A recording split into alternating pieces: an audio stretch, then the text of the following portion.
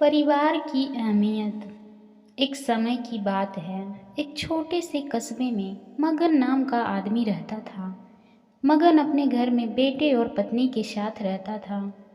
मगन गरीब था, इसीलिए वह दिन रात अपने परिवार की ज़रूरतें पूरी करने में लगा रहता था। वह हर हाल में बेटे और पत्नी की खुशी चाहता था। मगन एक छोटी सी कंपनी में काम करता था, जहां उसकी आमदनी घर खर्चे जितनी हो जाती थी। लेकिन फिर भी मगन कंपनी वाला काम ख़त्म करके दूसरी जगह जाया करता था, ताकि कुछ और पैसे कमा सके। काम में व्यस्त होने से वह अपने परिवार को समय नहीं दे पाता था। मगन 24 घंटे में से 15 घंटे घर से बाहर काम में निकाल देता था। रात को देर से आता और सुबह जल्दी जाता था। इस तरह कुछ दिन बीतते गए। एक दिन मगन की पत्नी ने उससे कहा कि आप पूरे दिन काम करते हैं और हमें समय नहीं देते हैं। वैसे भी हमारा खर्चा आराम से निकल जाता है, तो आप इतनी मेहनत क्यों करते हो? हमारे पास जितना है उसी में हमें खुशी से रहना चाहिए। चलिए आज हम तीनों कहीं घूमने चलते हैं। तब मगन कहता है कि बस कुछ समय और मुझे दे दो, फिर आराम ही आराम है। इस तरह मगन मेहनत करने में लगा रहता है। उसका बेटा भी उससे अक्सर कहता था, पापा आप मेरे साथ खेलो, बैठो, मुझसे बातें करो। लेकिन मगन हमेशा काम के लिए कहकर कभी उसे समय नहीं दे पाता था। कुछ समय बीता और अब मगन की किस्मत चमकी।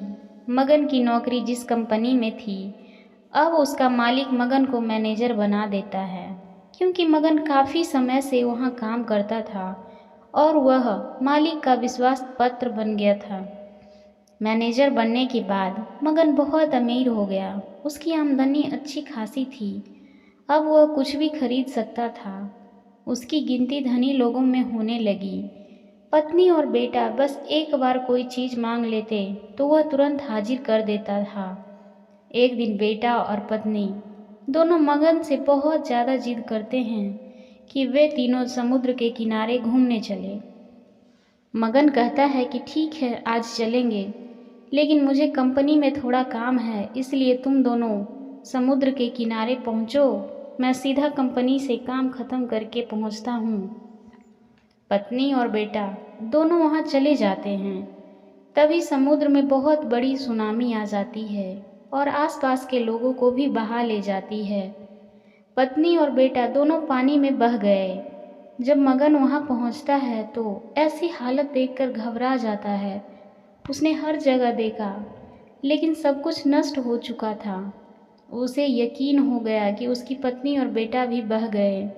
वो ज़ोर ज़ोर से रोने लगा और अपनी बीवी की बात को याद करने लगा कि हमारे पास जितना है उसी में खुश रहना चाहिए।